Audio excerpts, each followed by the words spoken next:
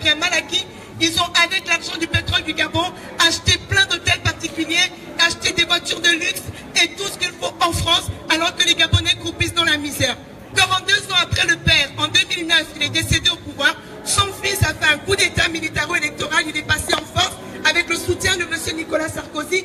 Et à chaque fois que les Gabonais se lèvent pour manifester contre ces élections truquées, ils sont simplement abattus comme des lapins. Et personne n'en parle et personne ne dit jamais rien.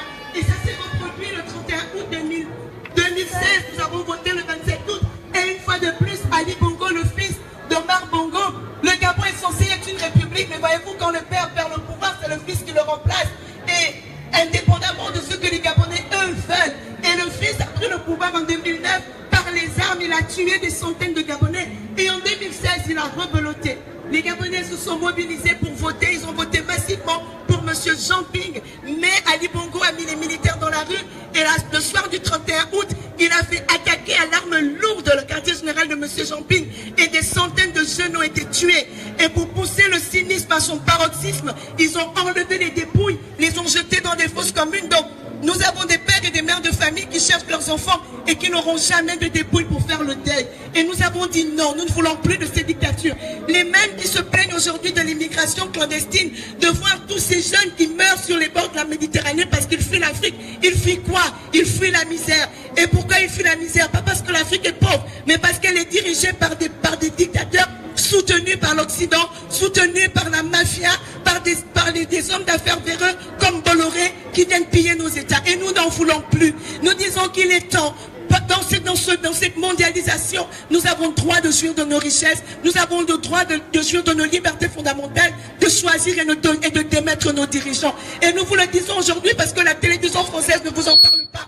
TF1 ne vous en parlera pas. France 2, Dieu merci, a fait un documentaire sur Ali Bongo et a mis en lumière tout ce qui s'est passé.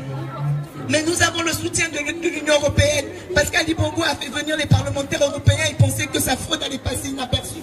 Mais hélas, cette commission, cette mission d'observation des élections a été dirigée par des personnes très intègres comme Maria Gabriel, Joe Lainen, Cécile Kenge, qui sont des députés européens et qui ont rédigé un rapport qui révèle bien la fraude électorale.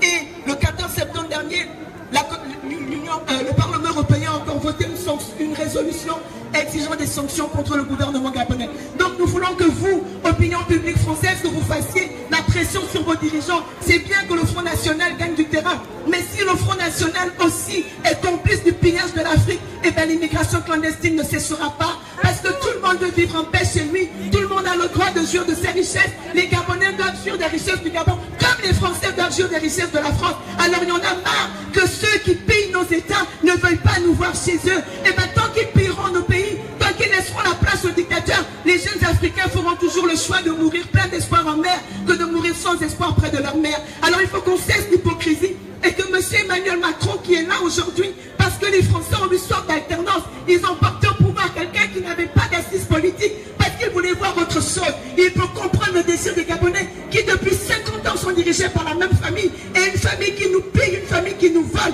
Au Gabon, les femmes accouchent par terre, les enfants sont 200 par salle de classe au collège, au lycée, en primaire. C'est inadmissible, la pauvreté est indescriptible, alors que nous avons le même produit intérieur brut que le Portugal. Donc voilà pourquoi nous sommes là. Parlez à vos députés, parlez à vos sénateurs, parlez à vos hommes politiques et dites-leur que nous voulons rester chez nous. Nos pays sont bons. Nous avons 800 km de côte avec l'océan Atlantique. Nous avons tout ce qu'il faut pour protéger. Nous devons simplement nous débarrasser de ces dictatures. Nous tuent, pas respecter notre vote. Et nous comptons sur vous pour être nos relais auprès de ceux que vous fréquentez. Dites-leur que les Africains ne sont pas incapables de se diriger, mais il y a juste une minorité de personnes, de dictateurs soutenus par on ne sait qui et qui pillent nos États. Alors soyez avec nous et soyez les relais de notre combat. Nous n'avons pas voulu vous déranger cet après-midi, mais il s'agit de droits humains, il s'agit de vies qui sont bafouées, il s'agit de vies qui sont flouées, il s'agit de pays entiers qui sont détruits. Et la France, qui est le pays des droits de l'homme, qui est le pays de la liberté, ne peut pas continuer d'être muet et de soutenir ces violations des droits humains en Afrique. Merci à vous.